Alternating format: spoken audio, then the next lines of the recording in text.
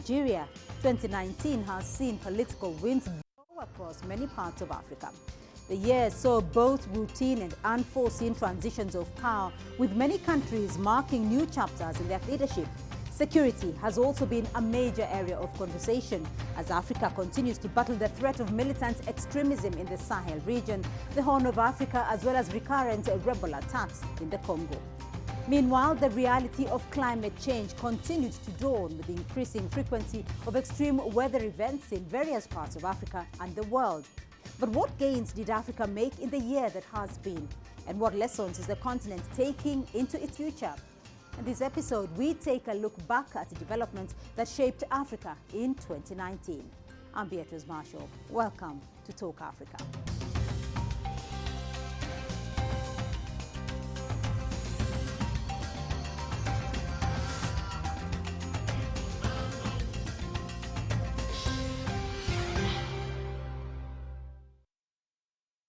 Well, let's broaden this discussion a little bit more now, and I'm joined by a team of analysts to help us run through the politics and security of Africa in 2019. Johnston Chukwu is in Lagos. He's the CEO of Cowrie Asset Management Limited, an investment bank in Nigeria. Dr. David Monyai, he's in Johannesburg. He's the Director for Africa for China Studies at the University of Johannesburg.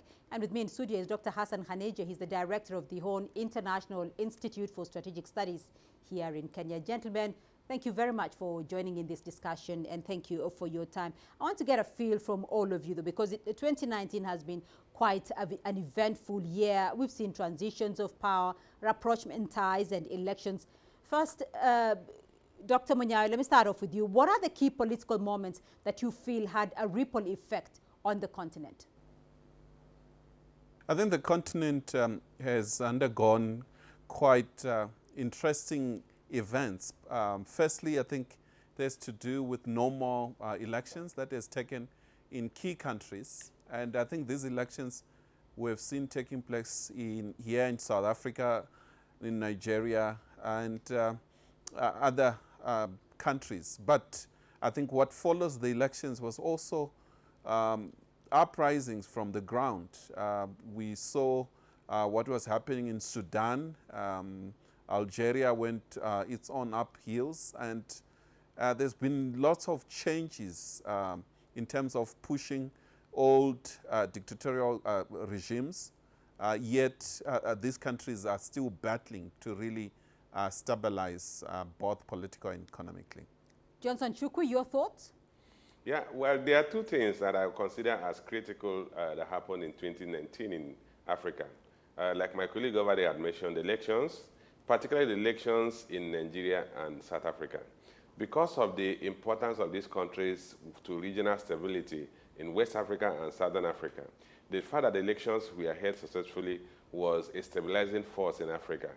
The other thing that happened that should be of great importance to Africans is the coming into effect of the African Continental Free Trade Agreement on May 30, 2019, which will ultimately, once the protocol on movement of goods and services are signed, then we could actually have a unified customs zone in Africa, bringing all 54 African countries into a common customs zone. So those are, for me, are the critical defining moments in Africa in 2019. Dr. Khaneja, let's get your thoughts on this. Yeah, I think three things stood out for me, especially with regard to peace and security on the continent. First of all was the rapprochement between Ethiopia and Eritrea.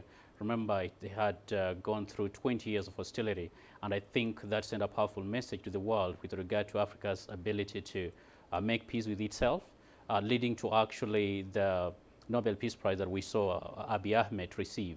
And that was a recognition of that. Number two, I think the election in the Congo that led to a peaceful transition of power in Congo is something that was new. Congo hasn't known much of that actually for the better part of its independence. And I think perhaps another message that was coming mostly, of course, from the people is sometimes the dissatisfaction that people have sometimes with the kind of governance or lack of services that we saw leading to the kind of change that we saw in Sudan, and the kind of reaction that, of course, then the region experienced. I think is something helpful. It shows that the continent is growing, and I think 2020 perhaps promises something better.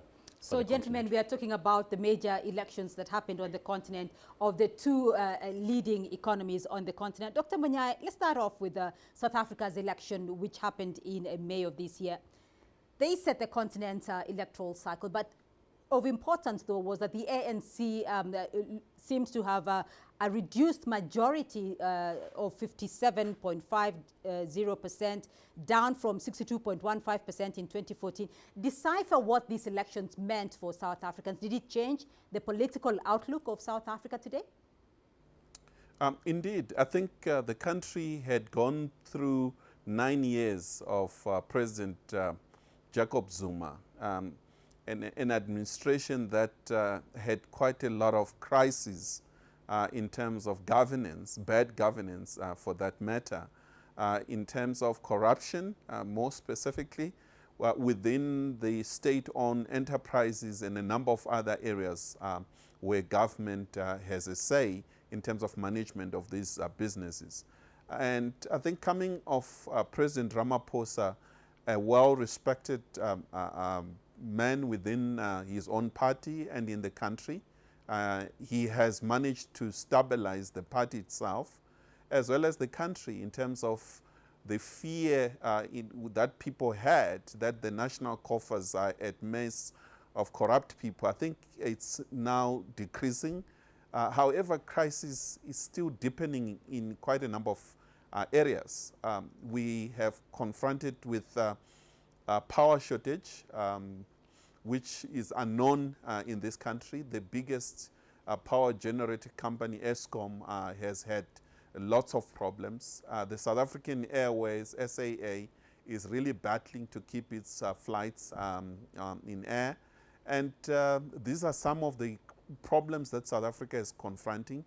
There is a capable leadership that is looking into it.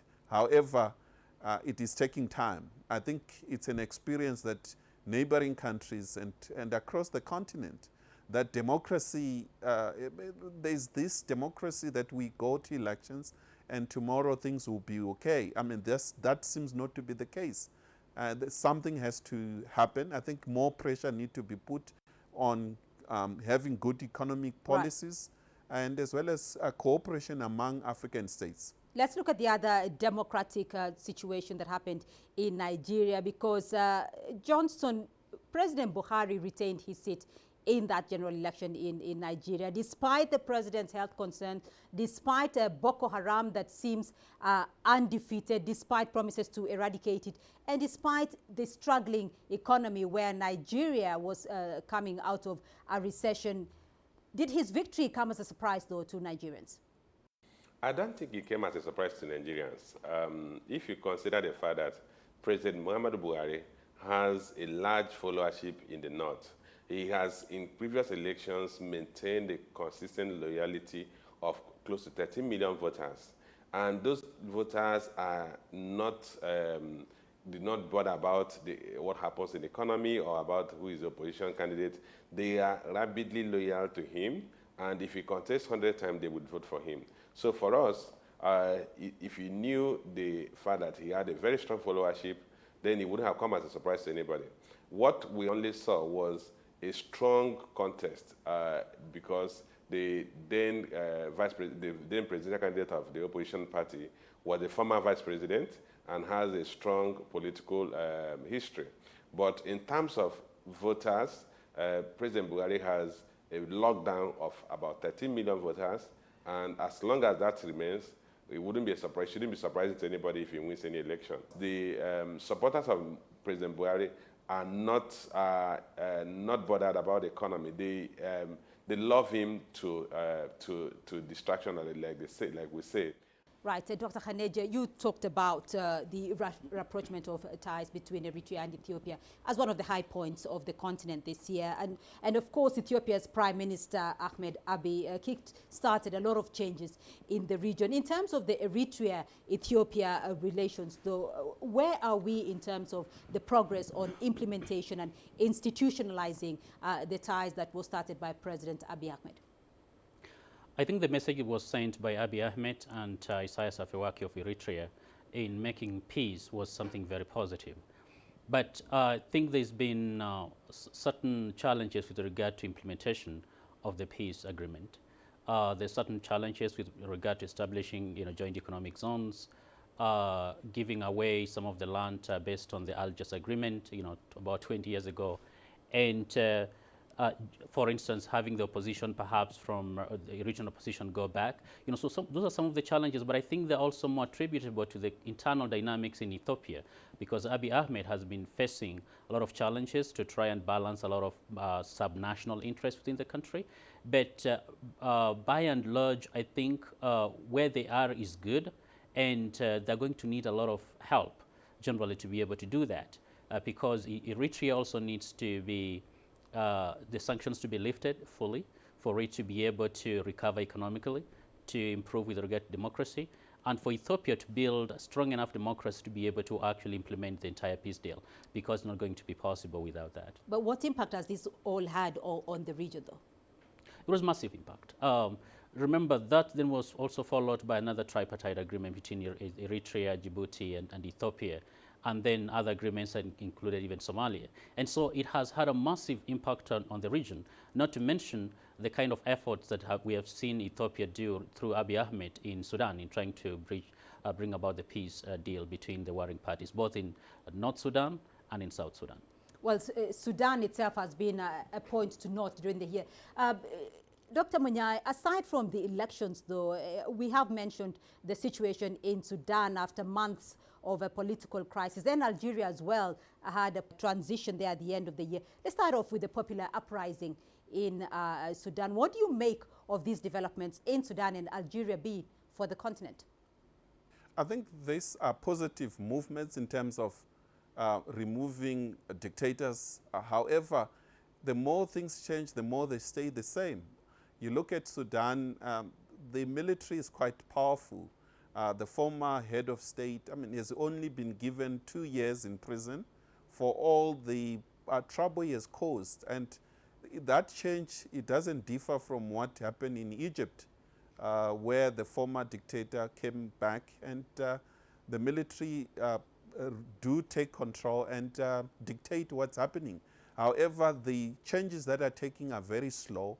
We seem to be getting much more of political movements and quite weak when it comes to economy. And therefore, the trust that people have in democracy, it's weakening with each year across the continent. There's so much talk about democracy, there's so much elections, and the dividends of democracy are not appearing, are not being enjoyed by everyone.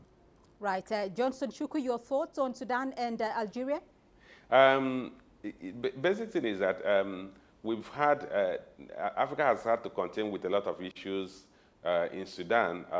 If you cast your mind back to the crisis that we had in Sudan over the past couple of years. But the challenge will actually be from Algeria as it stands today, because if you look at the North African region, Algeria seems to be the only country that is sliding towards some level of instability.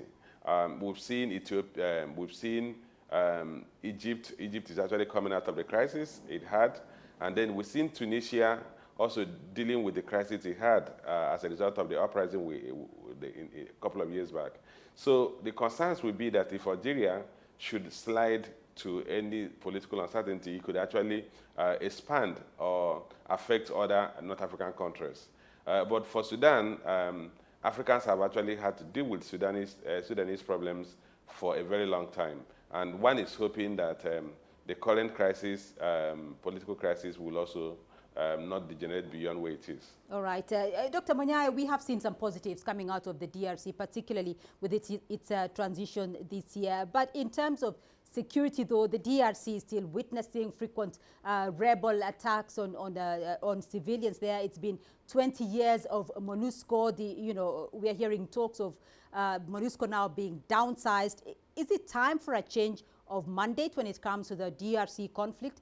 Is it time for an exit of MONUSCO altogether? I think the combination of the two. I think there is a need for a gradual reduction of the United Nations involvement in the DRC. And in return for a strong DRC state, I think what lacks in that country is a strong formidable state that is able to protect its people, its boundaries. There is a need to really respect the DRC sovereignty and ensure that the region as well as the AU move in to ensure that the entire region operate in a manner that respect human rights as well as the movement of people. What we have in the DRC, it's quite a complex crisis where people have been moving for centuries from one country to another. And what lacks is infrastructure, lack of business activities, and therefore you have extraction of mineral resources and the role played by external powers that really wants to see the conflict continuing for their own benefit. There is a need to ensure that they are all respect the constitution of the DRC, as well as paying tax to enable the state to protect, as well as a move in building infrastructure for the country. Dr. Khaneji, let me get your thoughts. Al-Shabaab still remains active in the Horn of Africa, and we did see in January this year, that Dusit attack in Nairobi. What is going on when it comes to Al-Shabaab on the continent? Is it time to begin exploring an alternative strategy? Because the countries in the region have been having some military interventions. AMISOM and the Somali National Forces have been there for a while now. Beatrice, in the 21st century, one of the ugly faces of globalization has actually been the globalization of terrorism and violent extremism itself, to the extent that ideologies are borrowed, technology is shared, strategies are also adapted, that you do not need to be in Syria to be able to employ the same strategy. Now, Al-Shabaab is the most formidable terrorist organization in this region. And because of that, is going to require concerted coordination by the countries concerned, but also employing both hard power and soft power, frankly speaking. And Kenya has taken a lead, especially in the use of soft power, especially in countering violent extremism, to address both the root causes, but also to engage communities in a more robust way. Outside that, it becomes extremely challenging to defeat either Al-Shabaab or Boko Haram, or including ISIS. It's only communities, but also employing a combination of hard and soft power that we're actually going to defeat this threat, perhaps the biggest threat of our time. Johnston, just to come back to your issue with the G5 group and the Sahel region, but also as well regarding Boko Haram. President Buhari in his first term had a pledge to eradicate Boko Haram in 100 days. That has not happened. Is that a question of failed strategy, failing strategy? What is going on in the Sahel region and northern Nigeria? Well, I'll start with the promise. I think that commitment was made based on not full understanding of the intricacies of the Boko Haram crisis. A couple of factors are actually made Boko Haram intractable, one of which is the issue of poverty. Until you eradicate poverty or reduce poverty to a reasonable extent, you cannot eradicate this level of insurgency. And then the second factor is the religious affiliation or the religious belief of those militants, the Boko Haram insurgents. You need to also have a reorientation of that. So when the president made that commitment of 100 days, I think it was based on the not full appreciation of the intricacies or difficulties involved in eradicating Boko Haram. Right, gentlemen, do stay with us. We are going to take a short break now, but to stay tuned, the dialogue continues on Talk Africa in a moment.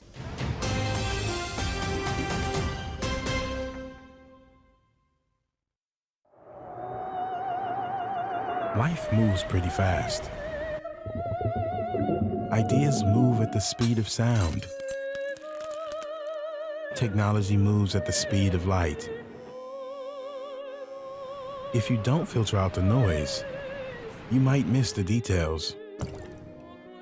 We pay attention to the details because they matter, showing you a different perspective. See the difference.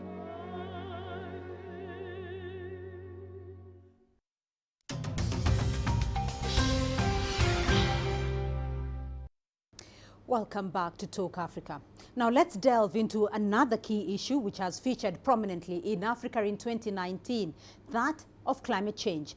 Well, despite successive years of growing calls for mitigation and adaptation, extreme weather events have nonetheless caught the continent off guard, striking at unprecedented record-breaking ferocity. Cyclone Idai, for instance, made landfall in the southern African region, affecting the territories of Malawi, Zimbabwe, Mozambique, and Madagascar from March of this year. The United Nations described it as the worst storm to hit the southern hemisphere in recorded history. Entire towns were flooded, and the death toll reported to be in excess of 1,300 lives. Drought has also affected various parts of Africa in 2019, with adverse water shortages experienced in South Africa. Zimbabwe has particularly borne the brunt, with the world-famous Victoria Falls drying down to a trickle. Over 200 elephants have died as a direct result of dry weather since its start in October. It has also been described as the country's worst drought in a century. Unprecedented rains in the Eastern African region have also resulted in flooding, claiming many lives and destroying property. Dr. Munyai still with us, Dr. Hassan Khaneje and Johnston Chukwu still with us from Lagos. Dr. Munyai, starting off with you, from rising sea levels to floods to droughts, the continent has witnessed increased frequency of weather-related climatic situations. Tropical cyclones, Kenneth and Idai, we're now seeing Zimbabwe having the worst drought in decades. Are African governments really taking the measures to ensure that climate-related effects are brought under control? Yes and no. I think there has been some awareness of climate change. I think in Southern Africa, the governments are constantly dealing with these issues. But when it comes to the level of preparedness of this disaster, based on the experience of 2019, I think much has to be done. The sad story of climate change in Africa is that the continent is really not part of the problem. Most of the challenges that the continent confront is because of ill behavior of developed countries that continue to the high level of industrialization, recklessness in terms of having some of these policies, whether it's United States or and other developed countries. I think they are not coming to the party. They are not behaving in a manner that protects the planet. And Right. this will have huge consequences on the continent, particularly in Southern Africa. Let's delve into that, Dr. Khaneje, because as Dr. Munyai puts it, the continent is not part of the problem. At the recent COP25, the UN Secretary General, Antonio Guterres himself, expressed disappointment with the results of COP25. He said the world lost an opportunity to tackle the climate crisis. Are African leaders, despite the fact that the African continent has not really been part of the problem, but are African leaders offering leadership against the background of what is going on the continent relating to climate effects?